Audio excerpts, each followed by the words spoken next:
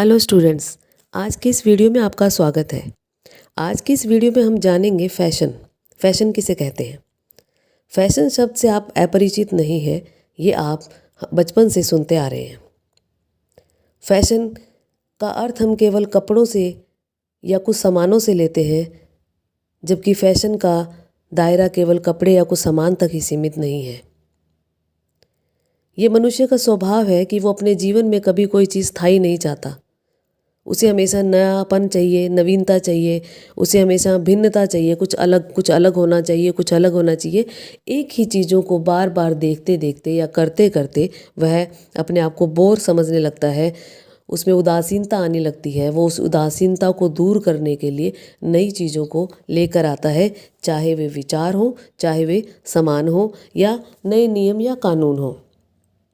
और जब वो सभी नियम कानून या विचार या सामान व्यक्ति को अनुकूल लगने लगते हैं, उसे सुविधाजनक लगने लगते हैं, तो एक व्यक्ति से हजारों व्यक्ति उसे अपनाने लगते हैं।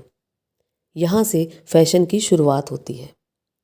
फैशन पूर्णतः अस्थायी प्रकृति का होता है, यानी कि फैशन कभी भी स्थायी नहीं होता, कभी भी टिका हुआ नहीं रहता। फैशन की गारंटी कुछ देर की भी नहीं होती, यानी कि उसका कोई निश्चित समय नहीं होता। वो चाहे तो 6 महीने में ख़त्म हो जाए, वो चाहे तो 6 सालों तक भी चल जाए। स्पेंसर ने फैशन को प्रथाओं के बीच पाए जाने वाले भेदों को दूर करने वाला माना है। यानी स्पेंसर कहते हैं जो फैशन होता है वो विभिन्न प्रथाओं के बीच जो अंतर पाया जाता है उन्हें दूर करने का प्रयास करता है। यानी कि जो चीज़ें व्यक्ति को पसंद नहीं आती उनको हटाकर उसकी जगह पर नई चीज़ों को लागू कर दिया जाता है। एक अन्य विद्वान टार्डे ने कहा है कि प्रथा पूर्वजों का अनुकरण है और फैशन समकालीनों का अनुकरण। यानी जब हम प्रथाओं की बात करते हैं तो हमारे पूर्वजों ने जो हमें कहा है, हम उन विचारों को, उन आदतों को, उन क्रियाओं को, उन परंपराओं को, उनका अनुसरण करते हैं, तो ये प्रथा है। लेकिन यदि हम वर्तमान स्थिति को देखते हुए अगर हम किसी चीज़ का अनुकरण करते हैं तो वह फैशन है। एक समाजशास्त्री किम्बाल यंग के अनुसार फैशन वह प्रचलन या फैली हुई रीति, तरीका, कार्य करने का ढंग, अभिव्यक्ति की विशेषता या सांस्कृतिक लक्षणों को प्रस्तुत करने की विधि है जिसे बदलने की आज्ञा स्वयं प्रथाएं देती हैं। यानी कि व्यक्ति चुन तो लेता है नए तरीकों को, रीति रिवाजों को, विचारों को, कपड़ों को, सामान को, परंतु व्यक्ति अपनी आवश्यकताओं के अनुसार, ज़रूरतों के अनुसार उसे स्वयं ही कभी भी बदल कर भी रख देता है। यानी वे कभी भी स्थायी नहीं होती। फैशन का संबंध मानवीय व्यवहार से होता है। ये किसी एक समाज या समूह की पसंद होती है। जब समाज या समूह की पसंद या यूँ कहें उनकी ज़रूरतें बदल जाती हैं तो ज़रूरतों से व्यक्ति की पसंद भी बदल जाती है और वो नई पसंद या नई आवश्यकता, नई ज़रूरत को लेकर आती है। और वही नई ज़रूरत जब बहुत सारे लोग अपना लेते हैं तो उसे फैशन कहते हैं।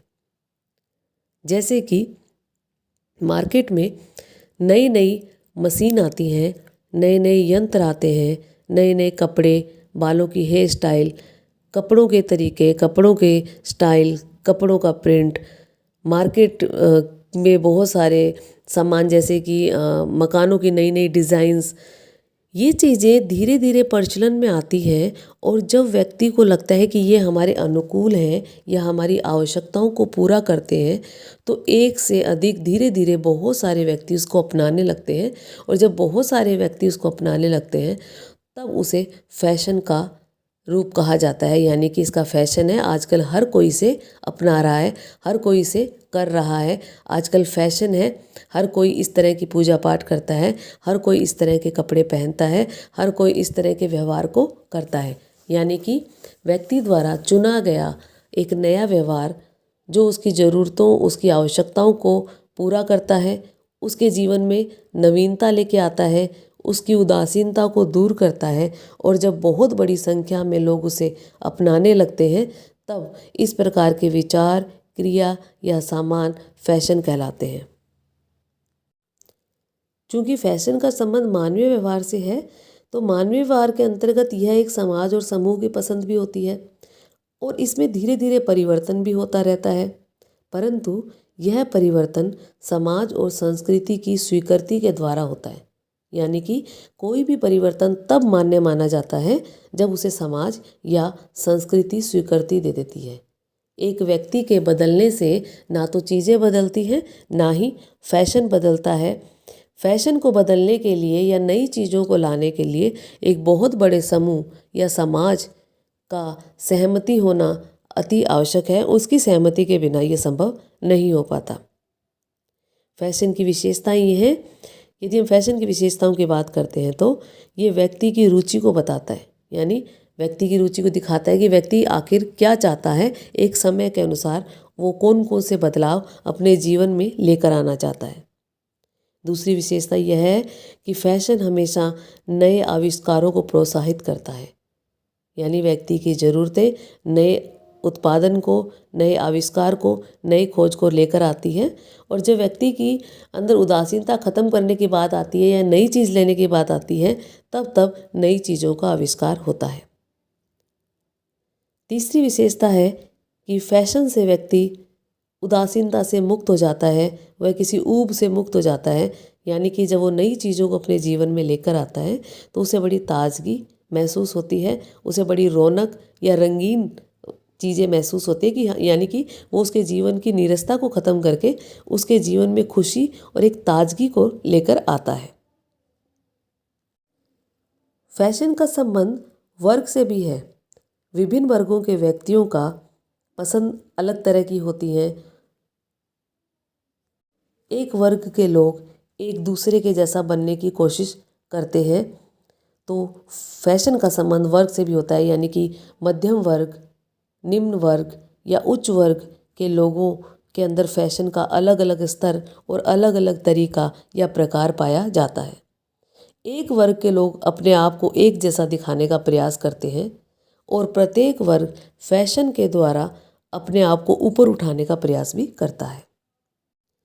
फैशन से बहुत सारी चीज़ें भी आसान हो जाती हैं, क्योंकि ये सामाजिक जीवन को सरल बना देता है। व्यक्ति के अंदर ये असमंजस्य नहीं रहता कि वो उसे क्या करना चाहिए, क्या बोलना चाहिए, क्या खाना चाहिए, क्या पहनना चाहिए, किस तरह से दिखना चाहिए।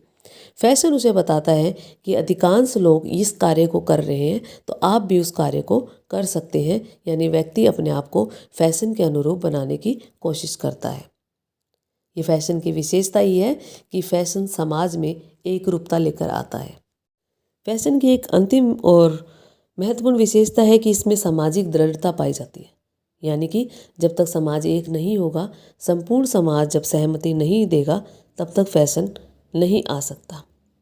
यदि हम अंत में सरल और साधारण शब्दों में फैशन की बात करें तो फैशन वो तरीका है जिसे व्यक्ति नवीनता के लिए अपनाता है, और जब वो व्यक्ति के अनुकूल होता है, उसके साथ व्यक्ति सामंजस्य कर सकता है, तो बहुत बड़ी संख्या में लोग उसे अपनाने लगते हैं। और जब बहुत बड़ी संख्या में लोग उसे अपनाने लगते हैं तो जगह जगह वह चीज़ दिखाई देने लगती है, उसमें समाज की स्वीकृति भी होती है। तो उस प्रकार के परिवर्तन को जो लंबे स्तर पर अपनाया गया या जिसे एक बड़े समाज ने अपनाया, बहुत सारे लोगों ने अपनाया, जो हमें दिखाई देता है एक लंबे एरिया में, एक लंबे क्षेत्र में, तो इस प्रकार का परिवर्तन फैशन कहलाता है। और यह फैशन कपड़ों में, बालों में, लग्जरी या सामान्य सामानों में, मकानों में, विचारों में, तौर तरीकों में, कार्य करने के ढंग में, बात करने के तरीके में, संस्कृति में, बहुत सारी चीज़ों के अंतर्गत आता है। और यह एक समय के बाद ज़रूरत के अनुसार धीरे धीरे बदलता जाता है। यानी एक फैशन के बाद दूसरा फैशन निरंतर आता रहता है। धन्यवाद।